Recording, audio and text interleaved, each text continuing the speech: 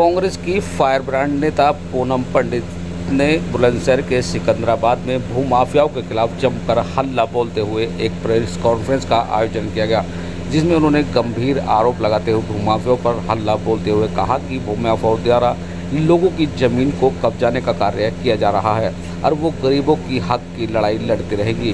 हालांकि पूनम पंडित ने press conference के दौरान पालिका अध्यक्ष सिकंदराबाद के खिलाफ भी गंभीर आरोप लगाते हुए कुछ कागजातों को भी प्रस्तुत करते हुए कहा कि वो पूर्व में भूमाफिया थे, उसके बावजूद भी वो चुनाव लड़े। अपने हल्फनामे में उन्होंने गलत पेपर भी दर्ज कराए हैं। लिहाजा पूनम पंडित ने जमकर हल्ला बोलते हुए कहा कि मैं गरीबों के हक की लड़ाई लड़ती रहूंगी।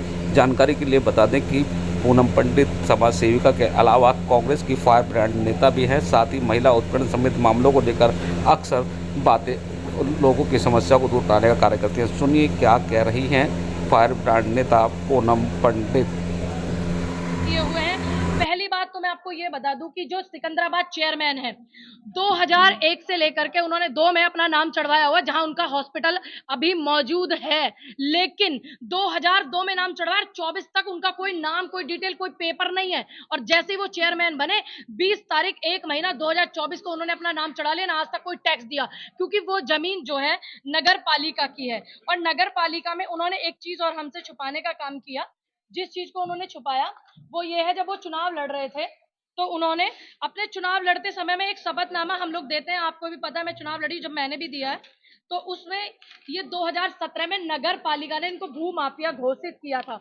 ये देखिए आप, ये यहाँ पर आप देख सकते हैं, ये भू माफिया की घोषित किया था इन्हें 2017 में। और आज उसी चेयरमैन, उसी नगर पालिका के अध्यक्ष बन करके बैठे हुए हैं सिकंदराबाद चेयरमैन।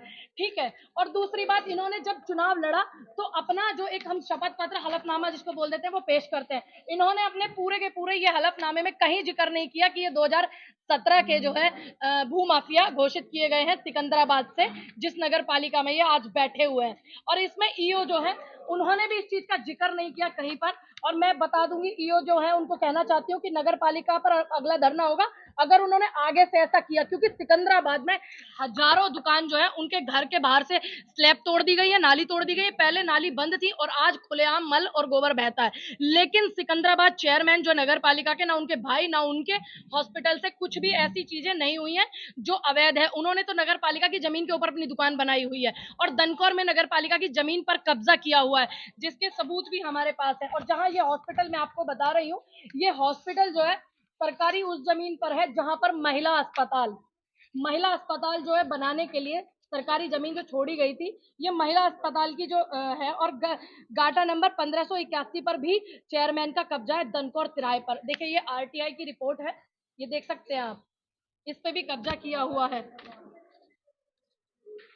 और ये महिला अस्पताल, ये कॉन्फ्रेंस है, इसका उद्देश्य सीधा सीधा है कि जो भू माफिया जिला बुलंदशहर के अंदर बैठे हुए हैं, ये तमाम वो लोग हैं जो किसी ना किसी भू माफिया से पीड़ित हैं, इनकी जमीन को कब्जा करने के लिए जो बैठे हुए हैं, ये उनके विरुद्ध एक शंखनाद आप कह सकते हैं जिला बुलंदशहर के अंदर, इसलिए ये प्रेस कॉन्फ्रेंस रखी गई है।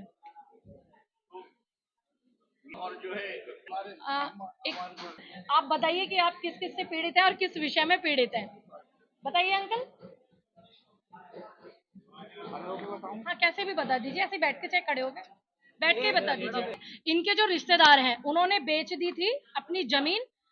ये पंकज जी हैं, होशियार जी हैं, हेमंत जी हैं, इन्होंने अपनी जमीन बेच दी थी। और जिसको जमीन बेची वो भूवेश जी, रविंद्र जी हैं, जिनको जमीन बेची। लेकिन उन लोगों ने जमीन बेची थी, इन्होंने नहीं बेची। इन्होंने अंकल आप पूरा क्या नाम लिखते हैं अपना? मेरा नाम नरेश चंद्र जी। लेकिन उसी जमीन की आड़ में इनकी जमीन पे कब्जा करने का काम किया जा रहा है, जिसके पूरे के पूरे सबूत ये अंकल लेकर के आए हुए हैं। ठीक, आप अंकल एक बार दिखा दीजिए। ये हमारी खतौनी है जिसमें हमारे नाम दर्ज है। इस खतौनी में हम काबिज हैं, ये हमारे खतौनी का खतरा है। सब कुछ इनके नाम पे, लेकिन इन भू माफियाओं ने इनकी जमीन पे आड़ में कब्जा कर लिया है। नंबर 1 हमारा है और ये हमारे पूरे लगे हुए हैं सर। ये पूरा नंबर 1 नीले रंग का हमारा है और ये 2 नंबर पूरा गुलाबी रंग का हमारे दूसरे कुर्मा के लोग हैं जिन्होंने भूमाफिया और रविंद्र प्रजापति को जमीन बेच दी है। मगर इन लोगों ने इसके साथ साथ में पहले हमारी जमीन पर कब्जा किया। 8 जून से 12-15 जून तक खनन किया, पूरी जमीन पर मिट्टी से भराव कर दिया रातों रात। और ये और नक्शा है, मुझे दीजिए। 30 अगस्त को, एक मिनट, 30 जून को इन्होंने जमीन पर हार्डवेयर ईंट लगा के दवा लगाई है। फिर हमने पुलिस बुलवाई, पुलिस भी कहती है कि हम नहीं रोक सकते। हमने 112 नंबर गाड़ी बुलवाई तो भी पुलिस कहती है कि हम नहीं रोक सकते। जमीन कितनी? जमीन हमारा 3 बीघे 1900 हेक्टेयर जमीन हमारा कुरा नंबर एक है। और इन लोगों ने रातों रात 4-5 दिन बाद फिर ईंट और इंटरलॉकिंग लगाकर हमारे पूरे पे रास्ते बना दिए। कर्जा लेके पूरी जीवन की कमाई लेके जमीन खरीदी थी और आज वो पैसा देने के लिए भाजपा विधायक सिकंदराबाद बिल्कुल भी तैयार नहीं है। इस पूरी साठगांठ में नगर पालिका से एक मामला और हमारे सामने है जो अभी हम जिक्र कर रहे थे आपसे। इनका टेंडर था नगर पालिका में और नगर पालिका के अंदर इनका जो टेंडर था उसको हटा दिया गया, इनको बताया नहीं गया। और इन्होंने क्या किया, एसडीएम और डीएम से दोनों से बातचीत करके एप्लीकेशन लगाई। जब इनकी कोई कार्रवाई नहीं हुई तो ये लोग कोर्ट गए। ये कोर्ट का फैसला है कि 21 दिन के अंदर अंदर इनको सूचना देनी होगी, लेकिन आज तक उस पर कोई सुनवाई नहीं हुई है। और नगर पालिका के जो चेयरमैन हैं वो धारा 48 ख के अंतर्गत दोषी हैं, उन पे मुकदमा होना चाहिए जो कि लिखा है कानून में है। ये नहीं है कि आप मुंह जबानी बोल दो किसी को। ये 48 के तहत इनको जो है हटाया जा सकता है। जो वहां पर बैठे हुए प्रशासनिक अधिकारी हैं कोई कार्रवाई नहीं कर रहे हैं, ना उनको हटा रहे हैं। ये मैं नहीं कहती, ये लॉ कहता है। ये आप देख सकते हैं, मैंने इसको हाईलाइट किया हुआ है। इस लॉ के अंतर्गत पहली बात तो उनको एनओसी किसने दी? जब वो 2017 में भू माफिया थे, किसने अधिकार दिया? ये कोर्ट का नियम है कि आप एनओसी नहीं दे सकते अगर आप भूमाफिया हैं। उसी क्षेत्र से जिला पंचायत आप नगर पालिका के चेयरमैन बन करके बैठे हैं, बिना एनओसी के आपने चुनाव लड़ा कैसे? लड़ा तो फिर आपने एफिडेविट कैसे दिया? तो यहाँ पर साठगांठ ईओ की भी बहुत ज्यादा है, जिसमें वहां के दुकानदार सभी बहुत पीड़ित हैं। ठीक। दूसरी बात, ये जो फैक्ट्री का मामला विधायक जी का चला आ रहा है, इतने सारे रिकॉर्डिंग है, मैं आपको पेश करना चाहूंगी। जो हमारे पास 150 से ज्यादा रिकॉर्डिंग है जिसको ये कहते हैं कि ये विधायक की नहीं है। अगर ये विधायक की रिकॉर्डिंग नहीं है तो आपने क्यों नहीं जांच की मांग की? मैं तो कह रही हूँ जांच की मांग कीजिए आप। अगर मैं चाहूं तो आपको सुनवा भी सकती हूँ तमाम रिकॉर्डिंग। आप एक रिकॉर्डिंग बड़ी वायरल भी हो रही है, बड़ी शेयर लोगों ने की है, आप वो कई बार चला भी चुके हैं। मैं इस बात के लिए आपका बहुत धन्यवाद करती हूँ। और यहाँ पर जो मीडिया के बंधु हैं, जब भी कोई मामला सामने आता है तो उनको रोकने की कोशिश की जाती है।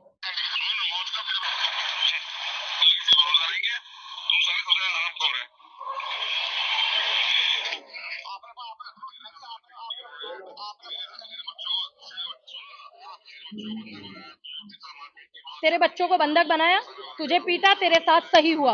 ये विधायक जी के शब्द हैं और ये विधायक जी की आवाज है। मैं दावे के साथ कह सकती हूँ, अगर विधायक जी को अपनी इस बात पे कोई आपत्ति है तो वो कोर्ट जाए, फॉरेंसिक जांच कराएं।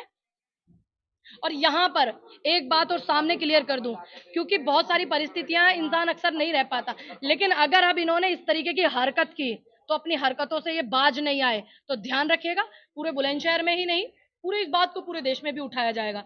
और इस चीज से आप ये मत सोचिएगा कि आप बड़े फेमस हो जाएंगे, प्रसिद्ध हो जाएंगे, है ना। आप मुंह काले के लिए अपना फेमस होंगे। अगर आपको किसी चीज से कोई दिक्कत है तो आप कोर्ट जाइए। कोर्ट क्यों नहीं जाते हैं? मुख्यमंत्री जी जीरो टॉलरेंस की बात। बुलडोजर चलाएंगे। आप देखिए, ये हमारे विक्टिम बैठे हुए हैं भाई हमारे, इन्होंने उप मुख्यमंत्री और मुख्यमंत्री दोनों को ही निवेदन किया और दोनों की ये स्लिप है। आप देखिए, ये सरकारी उत्तर प्रदेश सरकार की स्लिप है जिन्होंने इन्होंने बड़ी रिक्वेस्ट किया मिलने के लिए और इन्होंने पोर्टल पे अपनी रिपोर्ट भी दर्ज की, कोई कार्रवाई नहीं हुई। तो कब चलेगा सिकंदराबाद विधायक के यहाँ पर बुलडोजर? दूसरी बात, जब सिकंदराबाद विधायक चुनाव लड़े थे, क्या उनकी आर्थिक स्थिति थी? मैं मानती हूँ कि पार्टियां मदद करती हैं, जो गरीब प्रत्याशी होता है उसकी मदद की जाती है। चुनाव के दौरान मेरे पास एक 50 मिनट की ऐसी रिकॉर्डिंग है जो सिकंदराबाद चेयरमैन की भी है, जिसमें वो अपने पैसों का जिक्र कर रहे हैं कि मैं ऐसे ही नहीं चेयरमैन बना हूं, ऐसे टिकट नहीं लेकर के आया हूं, मैंने 1 CR खर्च किया है टिकट लाने के लिए। मैंने उसके मुंह पे फेंक के मारा है। 50 मिनट की रिकॉर्डिंग है। आप सुनना पसंद करेंगे तो जब दिल करेगा आपका सुनाया जाएगा। उधर विधायक ने चुनाव लड़ा, जनता जब सिकंदराबाद की किसी को भी ला करके आपने क्या किया? आज तक जितनी पार्टियां सभी ने लोकल कैंडिडेट वहां पर दिए हैं। सिकंदराबाद में भाजपा ने आपको क्या दिया? लोगों ने वोट दिया। पूरा का पूरा चुनाव सिकंदराबाद विधायक लड़े योगी जी और मोदी जी के नाम पर। ठीक, उनका अपना वर्चस्व क्या है? जब उनका टिकट हुआ हम और आप तो उनको तब जानने लगे, कोई जानता ही नहीं था। लेकिन अगर आपने जनता ने वहां की आपको वोट दे करके बना दिया तो क्या आप उसी जनता को लूटने का काम करेंगे? अब ये राम नाम की लूट तो है नहीं जो आप लूट सकें तो लूट। ऐसे में क्या डिमांड करेंगे आप? मैं यही डिमांड करूंगी कि सिकंदराबाद विधायक जो हैं और नगर पालिका के जो चेयरमैन हैं उनकी सदस्यता रद्द हो, और जो यहाँ के जिलाध्यक्ष से पीड़ित हैं हमारे लोग, उन पर कानूनी कार्रवाई होनी चाहिए। मैं सिकंदराबाद चेयरमैन जो कि एक कानून के तहत आता है, अधिनियम 48 ख के तहत, कि आप बिना, आपको एनओसी मिली कैसे जब आप भू माफिया हैं उसी नगर पालिका के अंदर, तो आप पे कानूनी कार्रवाई बनती है, आप पे मुकदमा बनता है। तो इनकी सदस्यता रद्द हो और इन दोनों के घर, इनके हॉस्पिटलों पे, देखिए हॉस्पिटल एक ऐसा मंदिर है जहां पर गरीबों की मदद होती है, लेकिन इन्होंने क्या किया, आपदाओं में अफसर खोजने का काम किया।